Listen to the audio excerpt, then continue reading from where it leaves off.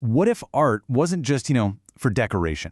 What if over centuries, it was actually developed into this incredibly sophisticated system, a kind of cultural technology, designed to express the inexpressible and help a whole society deal with immense historical pressure? Well, that's the powerful idea we're diving into today, the hidden world of Sufi symbolism. It all starts with this one huge problem that the early mystics, the Sufis, were up against. Just imagine for a second. You have this inner experience that is so profound, it feels like the ultimate truth. But it's not something you can just write down in a simple sentence. It's a feeling, a state of being, not a list of facts. So, how do you share that? How do you even begin to talk about it? And this really gets to the heart of the tension. On one hand, you've got this deeply personal, nonverbal, mystical experience. But on the other hand, you have the formal religious structure, Islamic theology, which, for very good reasons, values absolute clarity, precise language, and really clear boundaries. Trying to express the first using the language of the second, it's like trying to capture the entire ocean in a teacup. It just doesn't work. And that very tension became the engine that drove centuries of artistic innovation. So, what was the solution? Well, it was to create a functional symbolism. And this is the absolute key to the whole thing. Sufi art isn't just pretty decoration that came later. It's a translation interface. It's a technology designed specifically to build a bridge between that intense inner feeling, that strain, and what could be expressed safely and understood by the wider community. So how did this incredible symbolic language even come about? Well, it didn't start with some grand painting or a majestic building. Nope, it started with something far more personal and, well, intimate. If you go way back to the earliest phase between the 8th and 10th centuries, the primary symbol wasn't an object at all. It was the mystic's own body. Expression came through really disciplined ascetic practices known as zood, things like long periods of silence, fasting, constant prayer. Emotion wasn't released outward in some big, ecstatic display. It was compressed inward. Your self-control, your disciplined behavior, that was the statement. But then, things began to shift in what the sources call a decisive symbolic turn. You can literally watch the evolution happen here. We go from the body as this private, contained symbol in the 8th century to an absolute explosion of Persian poetry in the 11th. Poetry became this portable, emotional technology that could be shared. And by the 13th century, that evolves even further into formalized dance, which becomes a moving, living model of the entire cosmos. A huge part of this turn was the practice of soma. Now, I want you to get any ideas of a concert or just entertainment out of your head. That's not what this is. You have to think of it as a regulated technology.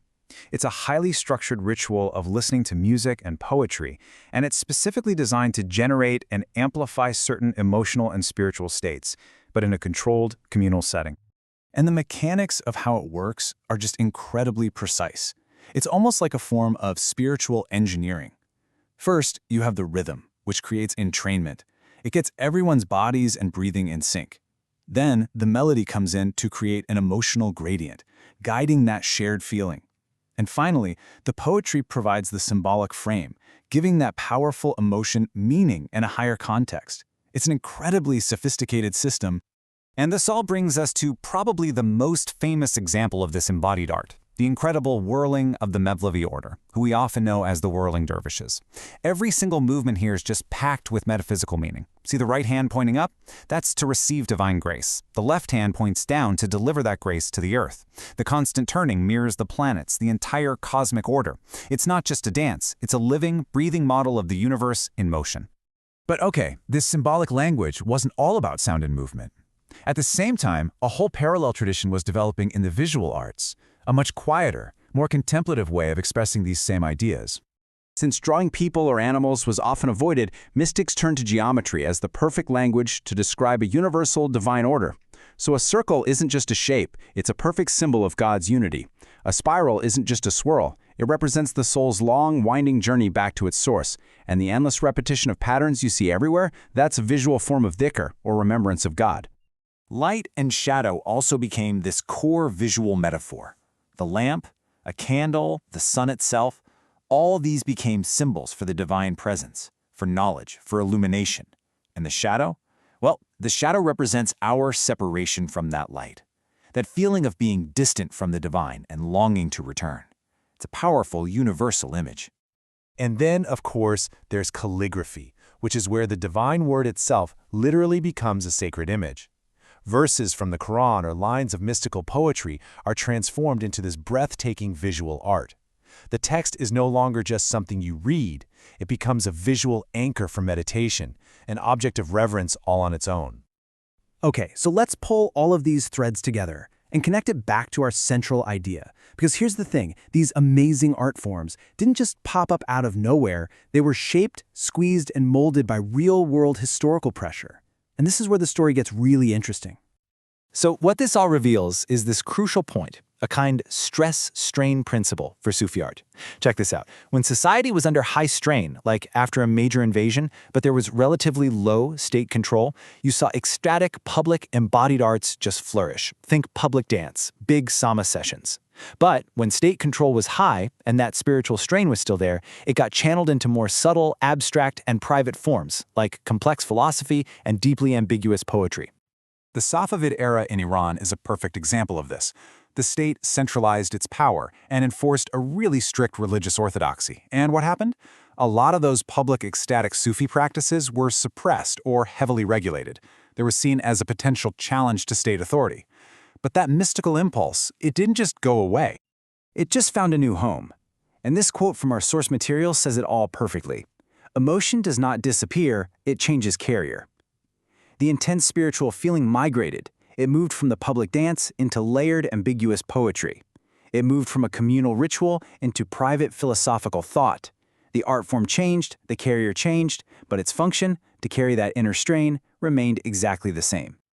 So what's the legacy of this ancient, incredibly adaptive symbolic language today? Does it still resonate? Well, the answer takes us to a very interesting and maybe unexpected place: the human unconscious. So here's a fascinating question that the research poses. After centuries of a culture being completely soaked in this rich, symbolic world, do these ancient images, the garden, the journey, the light, do they still show up in the dreams of people in that region? And the answer is, yeah, they do. But not in a way you can measure with a neat percentage. It's not like that. It's more that these symbols have become part of this deep, shared cultural reservoir. They're woven into the very fabric of the culture through centuries of poetry, art, and stories. They've basically become part of the collective symbolic grammar. So when someone dreams of a mysterious and beautiful beloved, or of a journey down a long winding road, or of a perfectly peaceful garden, they are tapping into a symbolic language that was refined and codified by mystics 1,000 years ago. The symbols for union, for knowledge, for inner peace, and for transformation are right there, still doing their work in the subconscious. And this brings us to our final thought, which is just so powerful. Mysticism survives as symbolic DNA, not always as institution. You see, while the formal Sufi orders may have faced pressure and change throughout history, the powerful symbolic language they created, that got passed down. It operates today not just in art and literature, but maybe in the very way a culture dreams, the way it processes strain, and the way it continues to make meaning of the world.